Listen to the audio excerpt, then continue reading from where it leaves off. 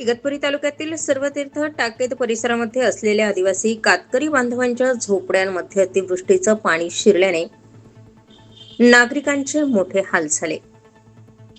शासन व प्रशासनाच्या दुर्लक्षामुळे तसेच गलथान कारभारामुळे गोरगरीब कुटुंबियांवर ही वेळ आली असल्याची आरोपही नागरिकांकडून करण्यात आले। या पावसामध्ये लहान मुले, गरोदर महिला, वयोवृद्ध महिला, पाळलेली जनावरे, पशु यांचेही हाल झाले। आदिवासी कातकरी समाजाच्या झोपडीत पाणी शिरल्याने बसण्यासाठी कुठलीही जागा शिल्लक नाही, तसेच स्वयंपाकासाठीही जागा शिल्लक नसल्याने त्यांच्यावर उपासमारीची वेळ आली। सर्व कातकरी बांधव प्रशासनाच्या मदतीची अपेक्षा करत असून प्रशासनाने लवकरात लवकर आदिम कातकरी बांधवांना सर्वतोपरी मदत करावी अशी मागणीही करण्यात आली।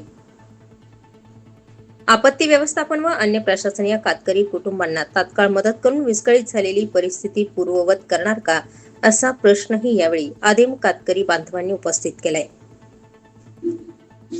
प्रशासनाच्या दुर्लक्षामुळे टाकेद परिसरातील आदिवासी कातकरी बांधवांवर ही वेळ आल्याचा आरोपही ग्रामस्थांकडून करण्यात आलाय।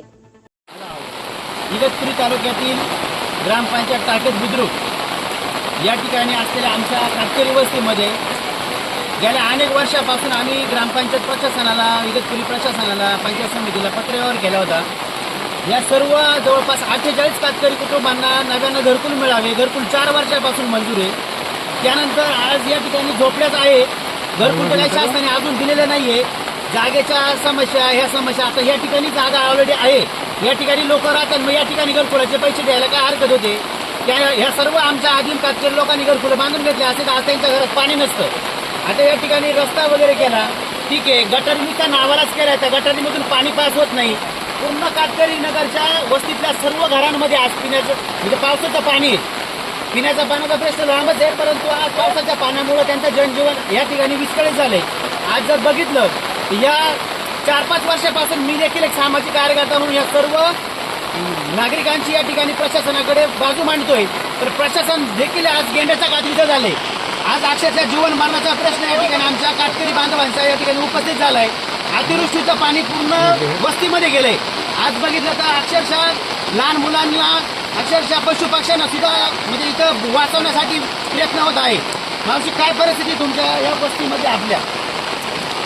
आमच्या वस्तीत असं आहे, मुलाला बसा जागा नाही, बाहेर निघा जागा, एवढ्या घरांमध्ये गेले पाणी। घेतलं बोल ना आम्हाला निघता येत नाही, बसा एवढ्या घरांमध्ये पाणी आहे, फार बुडं आमचे घर आलेत, आमचे पोरं पार पाणी मरा आलेत। आम्ही राहावं कसं, जगावं कसं? स्वतः येऊन पहा, आमचं स्वतः असेल कुठून पहा, डोळ्यासामने येऊन पहा, फार आमची परिस्थिती कशी आहे। बरं मावशी, काय तुम्हाला शासनाकडून काय अपेक्षा? आता नेमकं आपण इतके वर्ष पत्रव्यवहार करतोय, कोणी आपली दखल घेत नाही, काय नेमकं? आता फार कागदपत्र भरून घरकुलं मंजूर झाले तर मग ते घेतलीच नाही, तर त्यांना काय करावं? आणि आता ही काल रात्रीपासून पाऊस पडतोय, नेमकं ही परिस्थिती काय? घरामध्ये बारीक पोरं बाळा, तुम्ही कसं काय जगावं? पुढं राहावं, पुढं बसावं? आज पाणी पिण्याची सगळे तुमच्या मदतीला या ठिकाणी कोणी आलं का आतापर्यंत? कोणीच नाही, काका 2 मिनिटं, काका तुम्ही इकडे या। कालपासून कोणी येत नाही। हे नेमकं शासनाकडे आता काय मागणी? कोणी मदतीला आलं नाही, झोपडपट्टीमध्ये सगळं पाणी घुसलंय, नेमकं काय मागणी? आमची मागणी अशी आहे की आता आमची काहीतरी सरकारने सोय करावा। जर आमचे मुलं बाळं पाण्यात घरात बुडून मारायची पाळी आली तर आम्ही करायचं काय? कुठे जायचं? आम्ही कोणाकडे न्याय मागायचं? आम्ही मतदानापुरतंच आम्ही माणसं आहे का? बाजरीच्या टायमाला आम्ही बनवलं आहे का? दुसरं मांजर आहे का? आम्ही पाण्या पावसात राहणार, पोरं लेकरं आमचं पाण्यात बुडून मरणार, घरदार पडणार। आमच्या मदतीला कोणी आमदार नाही का, खासदार नाही का, कोणी गावातला सरपंच नाही का, उपसरपंच नाही, कोणी नाही आमच्या मदतीला। म्हणजे आम्ही काय मतदानापुरतंच माणसं यांना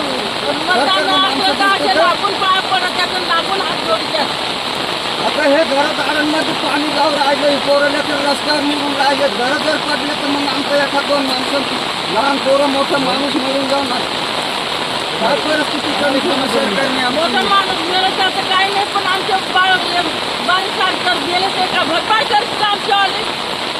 आम्हाला भरून देतील? आता या ठिकाणी जर बघितलं अक्षरशः पूर्ण झोपडपट्टीमध्ये पाणी, म्हणजे यांनी राहायचं कसं आणि म्हणजे या ठिकाणी त्यांचं राहण्याचा प्रश्न गंभीर झालेला आहे. आणि आज सरकार फक्त घोषणा करतं आदिवासी लोकांसाठी हा निधी तो निधी, फक्त ठेकेदार भुरटे पुढारी आणि हे सगळे अधिकारी वर्ग फक्त पैसे खायलाच का आमच्या लोकांचे. आज जर पाहिलं तर फक्त आदिवासी लोकांच्या नावाखाली आमच्या फक्त निधी मंजूर करून आणायचा, योजना फक्त नावाला राबवायच्या आणि आज या ठिकाणी यांच्या टाळूवरचं दोन्ही खायचं. म्हणजे एवढं गेंड्याचं गाडीचं सरकार झालंय का? आज फक्त हे गावचे पुढारी आणि या परिसरातील सगळेच लोकप्रतिनिधी हे काय फक्त नुसते आदिवासी लोकांचा पैसा खायला आहे का? म्हणजे हे माणसं नाही का? हे देशाचे नागरिक नाहीत का? इतक्या वर्ष आम्ही आवाज उठवतोय, पत्रव्यवहार केले, एकाला पण या ठिकाणी जाग नाही आली. म्हणजे अक्षरशः या ठिकाणी लोकांचा जीवन मरण्याचा प्रश्न निर्माण झालाय. त्यांच्या घरांमध्ये पाणी घुसलंय. पशु पक्षी कोंबड्या असतील, त्यांचे कुत्रे पाळीव श्वान असतील, शेळ्या मेंढ्या असतील, त्या सगळ्या अक्षरशः त्यांचं हे झालंय पूर्ण. म्हणजे लहान लहान मुलं बरोबर महिला माता भगिनी डिलिव्हरी झालेली ताई आहे. म्हणजे असं पुढं सर हे राहतं का? फक्त मतदानापुरतं या लोकांकडे येणार का तुम्ही? म्हणजे यांचं मतदान तुम्हाला पाहिजे. यांच्या मतावरती तुम्ही निवडून येता, खुर्च्या घेता आणि तुम्ही सत्तेचा एकदम मोठा हे करा बाव करता आणि आम्ही कामं केले म्हणे. हा विकास आहे का आमच्या गावचा? टाकेद गावचा हा विकास आहे का? म्हणजे माझी प्रशासनाला एकदम मनापासून आणि कळकळीची विनंती, याच्यानंतर या वाडीमध्ये सुद्धा कोणी मतदानाला यायचं नाही, तुम्ही सुद्धा मतदान करायचं नाही. तुमच्या जर निवारातील जो माणूस का आम्हाला जो ना त्याला सपोर्ट करा, पण अक्षरशः या भुरट्या पुढारी ना यांची लायकी पण नाहीये. पाणी घुसले अजूनपर्यंत कोणी आलेलं नाही इथे, म्हणजे यांना अजिबात कानोसा नाहीये आणि मला विकास केला. या ठिकाणी गटारी केल्या, कुठचा इंजिनिअरिंग प्लॅन नाही, कुठचा चांगला असं इस्टिमेट नाही, पुढील दूरदृष्टिकोन नाही, भविष्य काळातील काही नियोजन नाही. असं पुढे गटारी करतात का? गटारीमधून पाणी पास होत नाहीये. म्हणजे घरांमध्ये पाणी घुसलं पण गटारीतून पाणी पास होत नाहीये. हा कुठला न्याय आहे? हा कुठला विकासनामा आहे नेमकं? हा नुसत्या विकासनामाच्या गप्पा करायच्या आणि आम्ही हे केलं आम्ही ते केलं, काहीच नाही केलंय तुम्ही. हे जे केलं हे तुमच्या समोर दिसतंय. तुमच्या कर्माचे फळ आता ही जनता येणाऱ्या निवडणुकीमध्ये तुम्हाला दाखली. हा गोरगरीब जनतेला तळतळ तुम्ही घेतलाय. म्हणजे 4 वर्षापासून आम्ही भांडतोय, पण अगदी त्यांच्या रेशन कार्डपासून अन्नधान्यापासून तुम्हाला त्यांची लाज वाटाना खतर करा ना तुम्ही. म्हणजे तुम्ही माणसं आहे, हे माणसं नाहीत का? माझी प्रशासनाला मनापासूनची विनंती आहे, इगतपुरीचे तहसीलदार साहेब असतील, आमदार साहेब असतील, यानंतर इथले तलाठी मंडळ अधिकारी सर्व असतील, ग्रामविकास अधिकारी असतील, सर्व प्रशासनाला माझा सत्य इशारा आहे की तुम्ही आजच्या या वस्तीचा पंचनामा करा. जी सत्य वस्तुस्थिती ती या ठिकाणी प्रशासनापर्यंत मी तर पोहोचवणारच आहे, पण तुम्ही पंचनामा करून थेट प्रशासनापर्यंत सरकारपर्यंत हा पंचनामा पोहोचवा आणि आमच्या या सर्व 48 कातकरी कुटुंबांना न्याय द्या. याच्या पुढे जर तुम्ही न्याय नाही दिला तर मी एकालाही सोडणार नाही. नुसते पगार घेण्यासाठी अधिकारी वर्ग एका प्रशासन फक्त घरामध्ये बसून राहिले. या कातकरी वस्तीमध्ये एका कुटुंबाच्या मदतीला कोणी नाही. आपत्ती व्यवस्थापन नुसतं नाव आहे का तुमचं? हा, ही आपत्ती नाही का नैसर्गिक? म्हणजे इथं कोणी कुटुंबाच्या मदतीला नाहीये. त्यांना खाण्यापिण्याचं लांब राहिलं पण उभं सुद्धा राहत येत नाही घरांमध्ये. हा कुठला काही विकासनामा असतो का?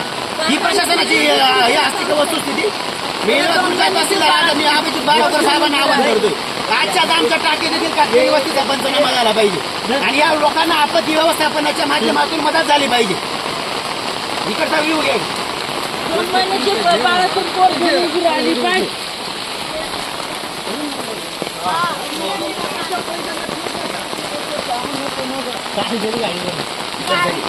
आता घरात पाणी जाईल रे. स्टार 24 फास्ट न्यूज साठी विशाल रोकडे, इगतपुरी.